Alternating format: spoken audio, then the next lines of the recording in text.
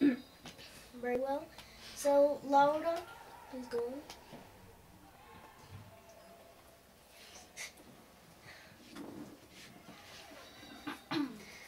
The trial of Antonio. Graciano and Nerissa were in the room at the same time and had been watching what was happening. Graciano now came forward and said he hoped Portia and Bassanio would be happy. He said that he and Nerissa would like to be married at the same time. Portia and Bassanio were very pleased and agreed at once. But then something happened which worried them all a great deal. A messenger arrived with a letter for Bassanio from his friend Antonio, who had borrowed money from Shylock for him. Bassanio's face became pale as he read the letter. It contained very bad news. Portia quickly asked what had happened, and now for the first time Bassanio told her about the money that Antonio had given him. He told her too about Antonio's agreement with Shylock. In this letter, Antonio said that his ships had not come back to port. They had been wrecked at sea and all the valuable goods on them had been lost. Antonio had no money to pay back his debt to Shylock, and the date for him to do this had already passed. He would have to give Shylock a pound of his flesh. I am now certain to die. I want to see you, Antonio wrote. What was next? Very well. So, Stephanie? The messenger told them that Shylock had gone to the Duke of Venice to ask him to deal with the matter. Shylock wanted Antonio to pay him his pound of flesh immediately. And so poor Antonio was now in prison, waiting for his trial. When Portia heard this terrible story, she wanted to help in any way she could. She offered to pay Shylock much more than the 3,000 ducats he was owed. She told Bassanio to go and help his friend as quickly as possible. However, Portia insisted on one thing. They must be married before Bassanio left Belmont. So all four of them, Portia, Bassanio, Nerissa, and Graciano, went at once to the church and were married. Bassanio and Graciano then left their wives and went straight back to Venice. Comments, Manuel?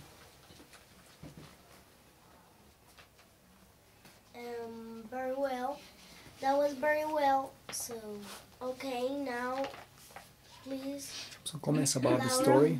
Comments about the story. So, what do you think about the story till now? Okay, Laura, go on reading. Yeah, Laura. Portia thought a great deal about the problem. She wanted to save Antonio's life because he had been so generous to her husband, Bassanio. Finally, she wrote a letter to a cousin for hers, Correction, remember. who was a well-known and clever lawyer. His name was Dr. Bellario. She asked him for his advice, and she also asked him to lend her some lawyer's clothes. Dr. Bellario immediately sent her the clothes and told her how Antonio should be defended at his trial. Portia decided what she would do. Stop. decided. Okay. Who goes next? Marce? Portia decided that she would do. She told her friends and servants that she was going away for a few quiet days until her husband returned. Then she told Nerissa about her plan. She had decided to go to Venice, and she wanted Nerissa to go with her. However, Portia did not want anyone to recognize her when she was there, so she and Nerissa dressed themselves up in men's clothes. They set off for Venice looking like two young men. Bassanio and Porciano arrived in Venice, where the trial was soon begin, under the direction of the Duke of Venice. Antonio and Shylock were brought before the Duke. The Duke asked Shylock to give up his cruel demand and not to take a pound of Antonio's flesh. What? Okay. Okay. My turn again. Julie? Okay.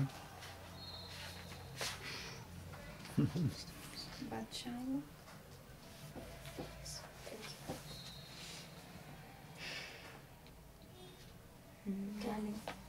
Oh, me. Sorry. But Shylock would not agree. Antonio had made the promise, and so he must keep it, he said. Then Bassiano offered to pay Shylock twice as much money as he had owed. Still, Shylock would not let Antonio go. The laws of Venice allow me to demand a pound of Antonio's meat, of Antonio's flesh, because he has broken our agreement. I hate Antonio, and I will not be persuaded. I would rather have Antonio's flesh than any money I am offered. Okay. Comments? I think that the story is very interesting, only that a little cruel. A little cruel. You think it's cruel? Okay. Yes.